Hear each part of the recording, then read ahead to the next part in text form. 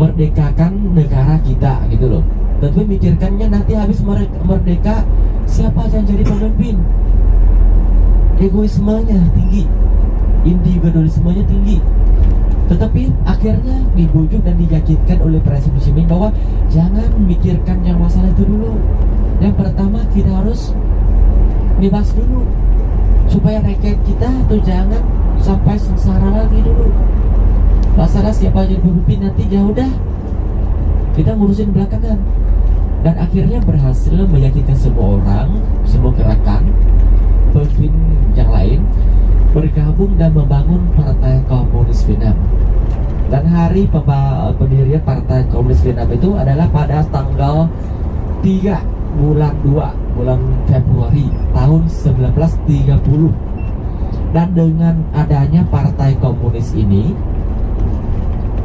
kita berhasil membangun pasukan, bukannya gerakan kecil-kecil lagi ya, bikin pasukan.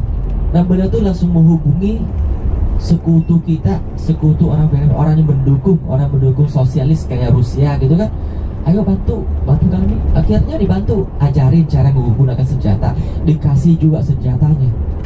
Kita punya pasukan begitu. Dan akhirnya sampai tahun 45 setelah kemenangan kita pada tanggal 19 bulan Agustus, berhasil kalahkan Prancis, memundurkan mereka, ngusir mereka keluar dari Vietnam.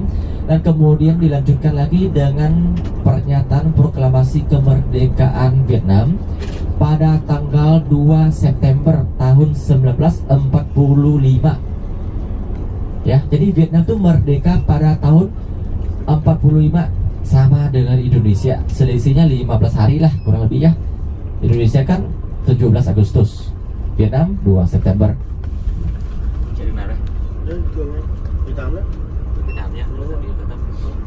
Oke, seperti inilah Bapak Ibu. Di sini juga udah bagus ini, nggak pakai bayar langsung aja. Kita sekarang udah pakai chip langsung, ya. Dan kita merdeka tahun 45 ya Bapak Ibu.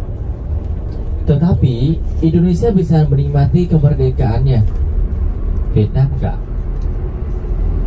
Karena setahun kemudian Prancis datang lagi, karena mereka tuh orang yang bisa dikatakan bahwa negara maju, gitu kan? Mana mau kalah sama negara terbelakang kayak Vietnam.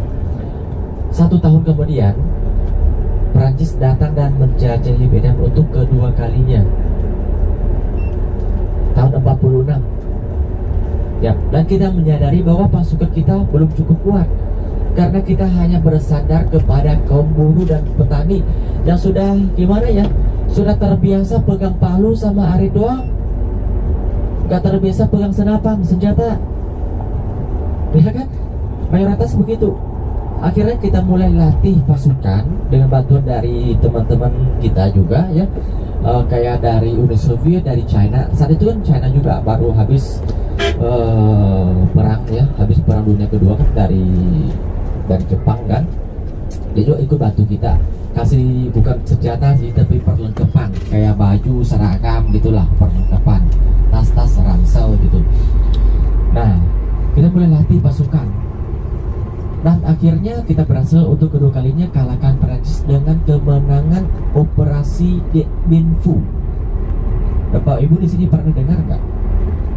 Terkenal banget Operasi Dien Bien Phu, yang kata seorang jenderal Prancis, tempat di sana tidak bisa dirobohkan, tidak bisa dikalahkan.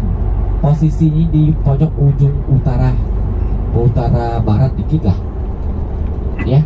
Dan kata jenderal Prancis itu, siapa yang bisa menguasai posisi ini, dia bisa memegang seluruh kawasan Indochina, karena posisinya bisa menembus lihat ke semua negara, beberapa negara di Indochina masalahnya.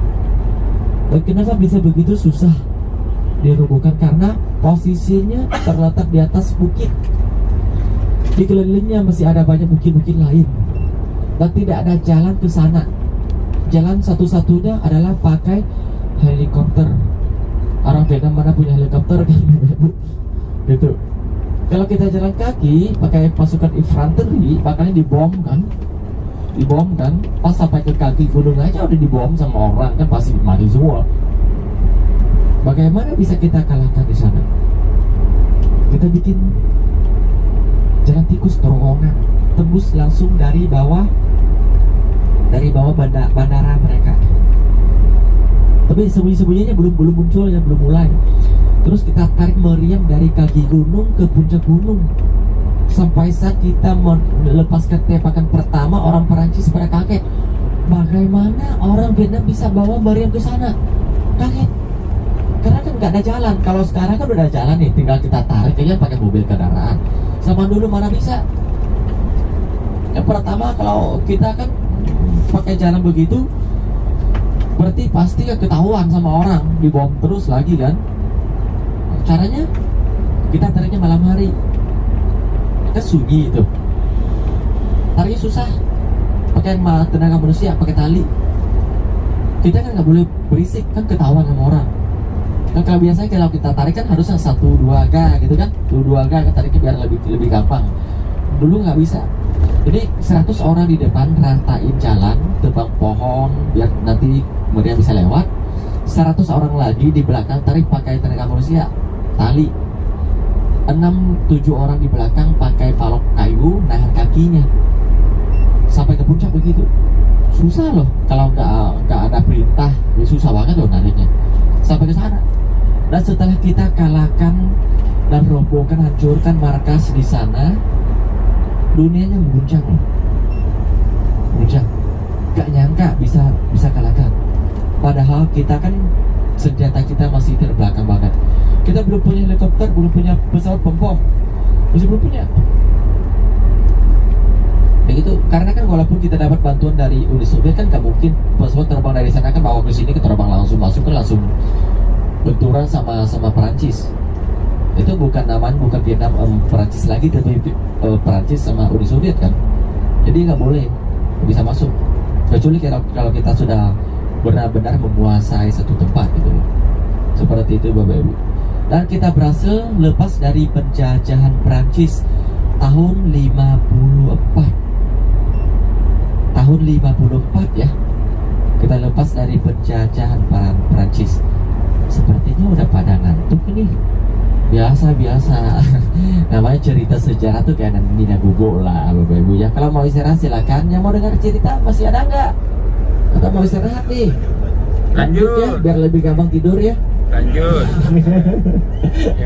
Biasa. Oke. Wah, Bapak di depan nih. Lanjut.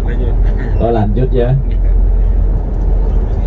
Oke, tapi ternyata tahun 54 itu saat Prancis keluar, ternyata mereka sudah kasih Vietnam Selatan kepada tangan orang Amerika. Vietnam pecah menjadi 2 bagian, utara selatan. Utara dipegang oleh komunis, oleh Vietnam, oleh Presiden Ho Chi Minh. Selatan dipegang oleh Amerika. Tapi perbedaannya antara penjajahan Perancis dan Amerika Serikat adalah yang pertama dari tujuannya. Perancis datang, ambil harta benda, bawa pulang. Amerika tidak.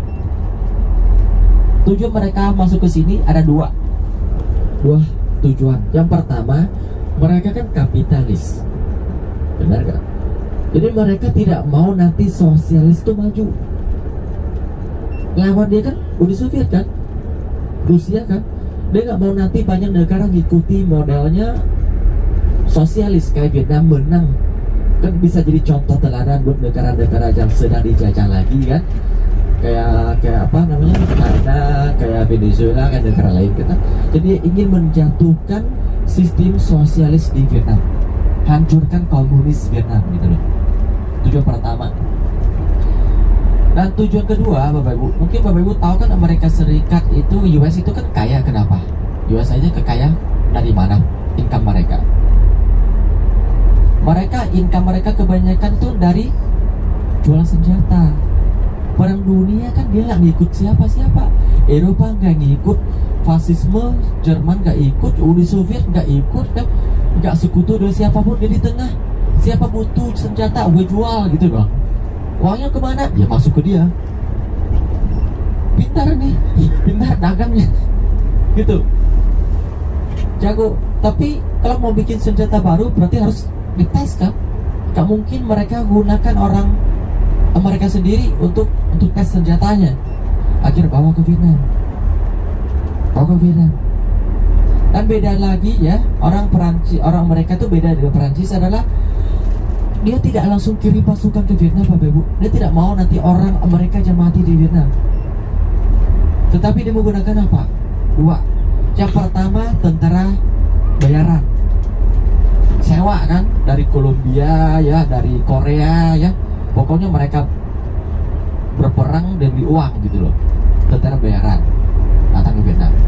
Terus yang kedua adalah mereka membangun satu pemerintah, kita panggilnya pemerintah boneka di Vietnam Selatan, di mana presiden Vietnam saat itu, Perdana Menteri itu adalah orang Vietnam, tapi kayak boneka dikendalikan